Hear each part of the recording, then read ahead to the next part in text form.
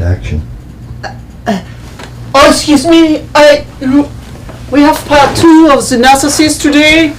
I was falling asleep for a moment because I have to be long ride in the time capsule today. My name is Jacques. I have come to you from the court of Louis XV. Ooh. The narcissist part 2. I will take off my disguise for this part and drop the accent. I need to go into some in-depth analysis about something that is really prevalent in our society right now. So I'm going to do, being an artist, I'm going to do some little sketches here. Psychiatrists say that narcissism is incurable. They say it's part of what's called the DARK TRIAD. Sociopath, psychopath, and narcissist. Now, very dangerous group of people. Why? What do they all have in common? Pretty much devoid of what you'd call human feeling. They don't really feel like normal people feel.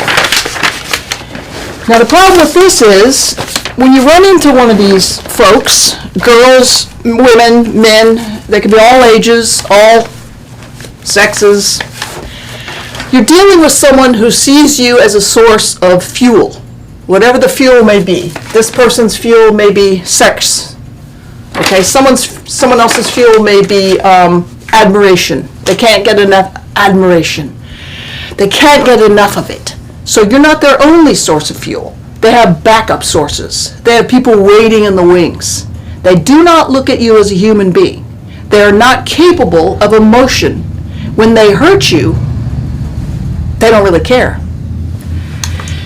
And they will hurt you, because the McNutts have done some study. They're Catholic. They work a lot with what's called inner healing in the Christianese community. The McNutts, if you'd focus in a little bit here, cameraman, on some of these characters here, have done some studies on narcissism.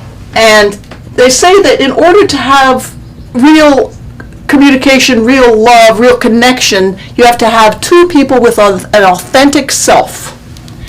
Now, in a culture like ours that has a lot of sci-fi and a lot of kind of dreamlike images and trippy images and things like that, a whole lot of video games, a whole lot of porn, a whole lot of accessibility to the internet and all kinds of visual images bombarding the mind, to have an authentic self is more and more difficult. Now what that means is, an authentic self is when someone is able to express their deepest fears, hopes, longings, desires, goals, but fears too. How many people do you know who are just going to sit around and say, you know what, I'm really, God, I'm so afraid of, Very few people are going to get that raw with you.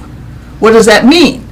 They're not able or capable at that time or willing to express an authentic self. We'll get into this in the next part. Thank you. All right.